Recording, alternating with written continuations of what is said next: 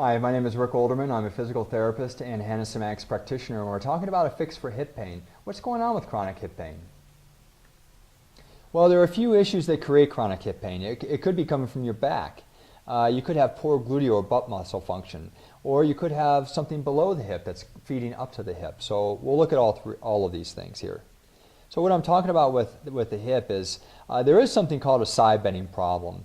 And what that means is, if you look at this picture here, this woman's crease on this side is much larger than the crease on this side. And that's because if we go to this side, this ilium here is sitting higher than this ilium, and this rib cage is sitting lower than this rib cage. So there's compression here. So this ilium being chronically stuck up here can cause a lot of stress at the hip joint and knee and foot for that matter too.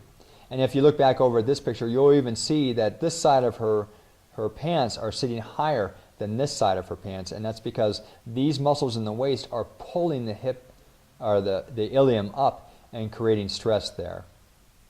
So that's one thing. Another thing is a gluteal problem. What happens a lot of times is with our walking patterns, if we don't walk correctly, the gluteal muscles turn off. And the gluteals are so important for the hip because they are the primary controller of the hip, of the femoral head in the hip socket.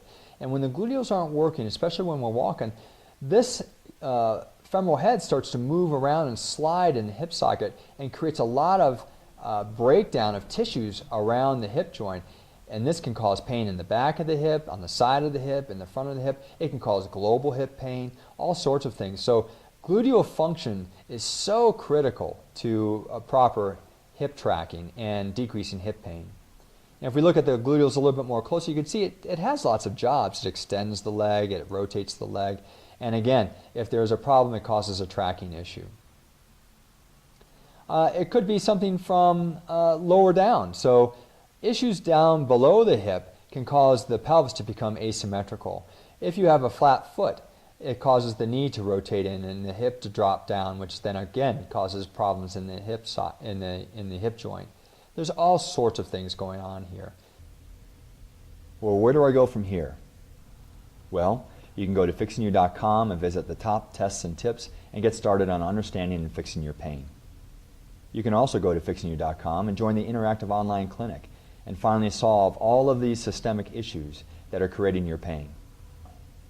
Regardless, I want to thank you for watching this video, and I hope to see you at the Fixing You Interactive Online Clinic. Thanks.